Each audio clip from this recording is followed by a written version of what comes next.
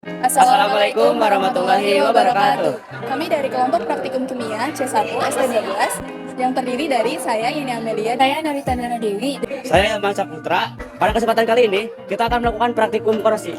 Latar belakang. Korosi merupakan degradasi material, biasanya logam, akibat reaksi elektrokimia material tersebut dengan lingkungannya. Lingkungan tersebut dapat berupa air, udara, gas, larutan asam, dan lain-lain. Dalam kehidupan sehari-hari, korosi dapat kita jumpai terjadi pada berbagai jenis logam, bangunan-bangunan maupun peralatan elektronik yang memakai komponen logam seperti seng, tembaga, besi baja, dan sebagainya. Cara pencegahan dari korosi sangat diperlukan untuk menghindari kerugian yang ditimbulkan oleh korosi.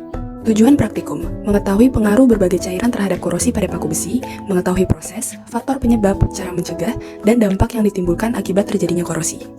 Apa itu korosi? Korosi merupakan kerusakan atau degradasi logam yang diakibatkan reaksi redoks antara logam dengan lingkungan sekitarnya. Korosi disebut juga perkaratan. Karat disebut sebagai autokatalis karena karat yang terjadi pada logam akan mempercepat proses pengkaratan selanjutnya. Saat korosi, logam akan mengalami oksidasi dan oksigen akan mengalami reduksi. Pada korosi logam besi, bagian tertentu akan berlaku menjadi anode dengan persamaan sebagai berikut.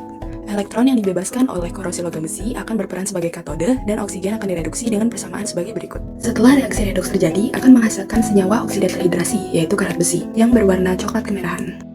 Korosi juga memiliki berbagai jenis, diantaranya korosi seragam atau uniform corrosion, korosi sumur atau pitting corrosion, korosi erosi, erosion corrosion, korosi galvanis, galvanic corrosion, korosi tegangan, stress corrosion, korosi celah, crevice corrosion, korosi mikrobiologi, microbial corrosion, dan korosi lelah, fatigue corrosion. Pada praktikum mandiri ini, korosi yang terjadi adalah korosi seragam atau uniform corrosion. Faktor penyebab terjadinya korosi. Yang pertama, adanya konsentrasi air dan oksigen. Semakin tinggi jumlah air dan oksigen yang bersatu dengan besi akan membuat korosi lebih cepat terjadi. Yang kedua, perubahan cuaca dan suhu. Jika suhunya semakin tinggi, maka korosi lebih rentan terjadi. Yang ketiga, elektrolit. Besi yang banyak terpapar elektrolit akan lebih mudah mengalami korosi. Yang keempat, permukaan logam yang tidak rata. Ketika logam termasuk besi memiliki permukaan yang tidak rata, maka akan membentuk kutub muatan. Hal ini dapat mempercepat terjadinya korosi. Yang kelima, peristiwa sel elektrokimia. Korosi dapat terjadi jika terdapat dua logam di lingkungan lembab saling bersentuhan, mempercepat terjadinya korosi. Yang pertama, pH yang rendah atau pH di bawah 7, kemudian adanya mikroba dan adanya kotoran. Alat dan bahan yang diperlukan dalam praktikum: 5 wadah plus penutup, 5 paku, air biasa, air garam, minyak, cuka, dan label larutan. Pada 5 wadah yang berbeda, masukkan air biasa, air garam, minyak, cuka, dan 1 wadah kosong. Kemudian masukkan paku ke dalam setiap wadah. Setelah itu, tutup dengan penutup. Kita akan mendiamkannya selama 5 hari dan melihat perubahan apa yang terjadi setiap harinya.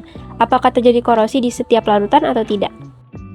Pada hari pertama, hanya wadah yang berisi larutan cuka yang mulai mengalami korosi, yaitu perubahan warna pada paku yang mulai terjadi pada larutan tersebut.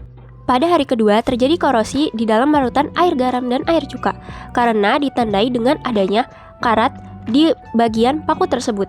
Pada hari ketiga, larutan yang berisi cuka, airnya mulai terlihat keruh dan pakunya semakin menghitam.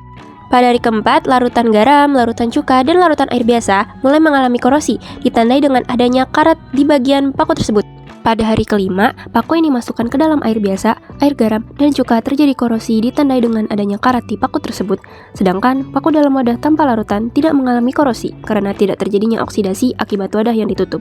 Pada wadah yang berisi minyak, paku tidak mengalami korosi karena minyak memiliki tingkat kerapatan yang tinggi sehingga minyak mampu melindungi besi dari air, oksigen, dan udara yang merupakan faktor dari penyebab korosi.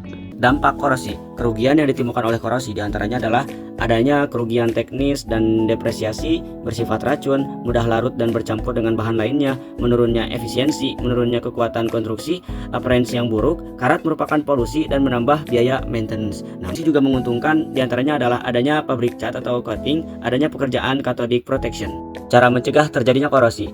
Cara pencegahan korosi pada besi dapat dilakukan sebagai berikut. Yang pertama, menggunakan lapisan pelindung untuk mencegah kontak langsung dengan H2O dan O2. Lapisan pelindung yang dapat digunakan antara lain lapisan cat, lapisan plastik, lapisan oli dan gemuk, dan lapisan logam lain seperti timah, seng, dan kromium. Yang kedua, menggunakan pelindungan katode. Menggunakan logam lain yang lebih reaktif sebagai anode korban. Logam lain yang lebih reaktif dari besi seperti Zn, Cr, dan magnesium akan berfungsi sebagai anode korban yang menyuplai elektron yang digunakan untuk mereduksi oksigen pada katode besi.